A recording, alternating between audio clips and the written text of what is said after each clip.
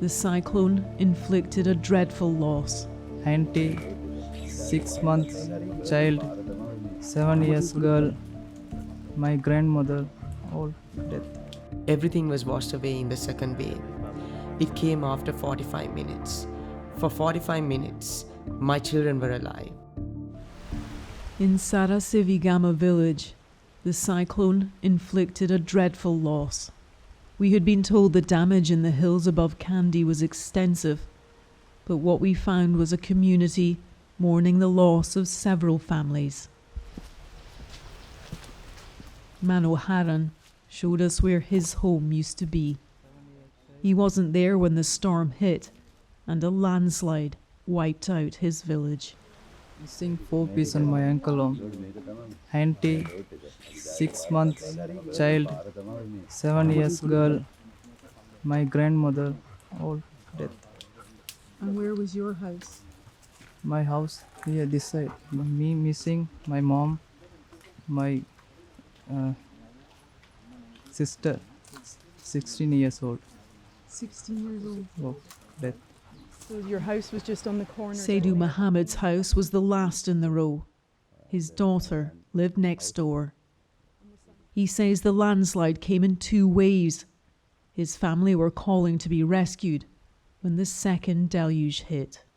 Everything was washed away in the second wave. It came after 45 minutes. For 45 minutes, my children were alive. My wife is gone. My 2 grandchildren, even the local monk cried for my family. Saidu was able to have a funeral for his wife, but several victims remain buried beneath the mass of mud. There are still many mountain communities like this which haven't received the help they need to recover those who remain missing. So many families still waiting for the comfort that might come from finding their loved ones and being able to pay their last respects. In Kandy city, hundreds have volunteered to help with Sri Lanka's massive relief operation. In a country weakened by years of economic instability, everyone must try to help rebuild following a disaster that has affected almost the entire island. The railway lines, roads, cultivation, there's a very big scarcity of vegetables because all the vegetables crops got washed away. So I don't know how are we going to have, we will not have vegetables for 2-3 months or fruits. So we'll have to start from the scratch. Yes.